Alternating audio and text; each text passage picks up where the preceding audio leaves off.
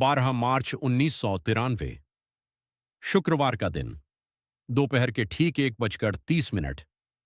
Mumbai stock exchange की इमारत के बेसमेंट में एक स्कूटर खड़ा था। उस स्कूटर के नीचे छुपा था 30 किलो RDX। 1:31। एक धमाका इतना जोरदार कि बॉम्बे स्टॉक एक्सचेंज की 28 मंजिला इमारत हिल गई। शीशे चकनाचूर हो गए। इंसान हवा में उड़ गए। यह सिर्फ शुरुआत थी। अगले 2 घंटे में मुंबई के 12 अलग अलग इलाकों में एक के बाद एक धमाके होते रहे।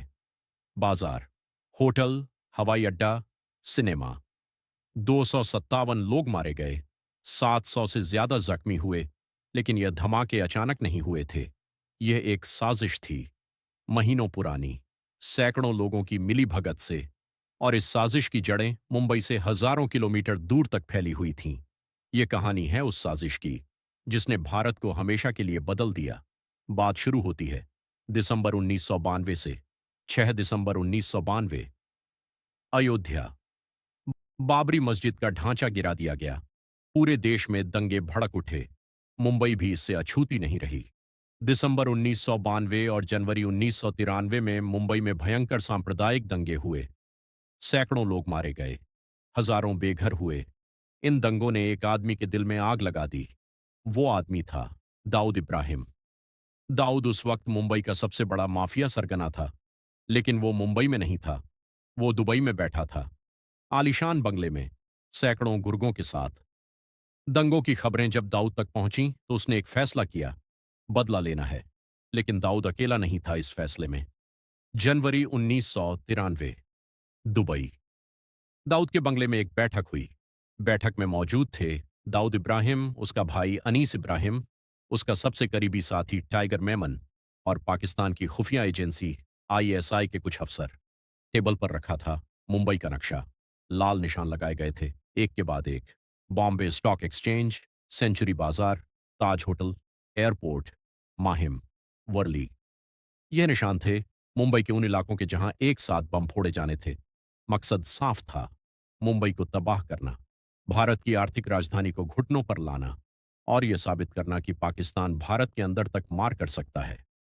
साजिश का नाम रखा गया ऑपरेशन बदला और इसे अंजाम देने की जिम्मेदारी सौंपी गई याकूब अब्दुल रजाक मेमन उर्फ टाइगर मेमन को। टाइगर मेमन मुंबई का एक छोटा सा ट्रैवल एजेंट जो कभी दाऊद के लिए हवाला का काम करता था, लेकिन वो सिर्फ हवाला वाला नहीं था।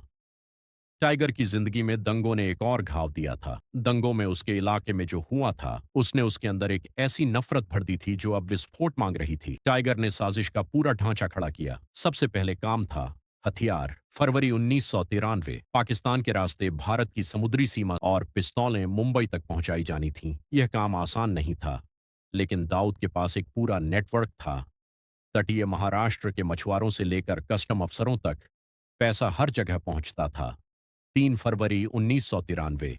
रात का अंधेरा। रत्नागिरी जिले के दिघी बंदरगाह पर समुद्र से एक नाव आई।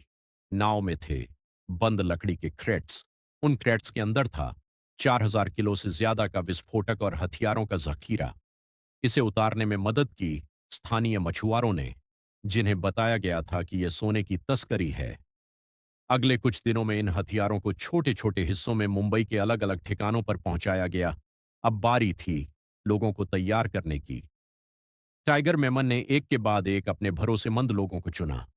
इनमें कोई बड़ा आतंकी नहीं था। इनमें थे मुंबई के आम लोग, ड्राइवर, दुकानदार, बेरोजगार नौजवान।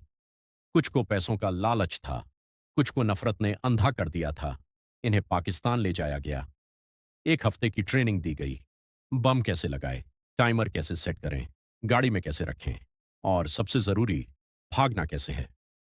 ट्रेनिंग के बाद ये लोग वापस मुंबई लौटे। अब सब तैयार था।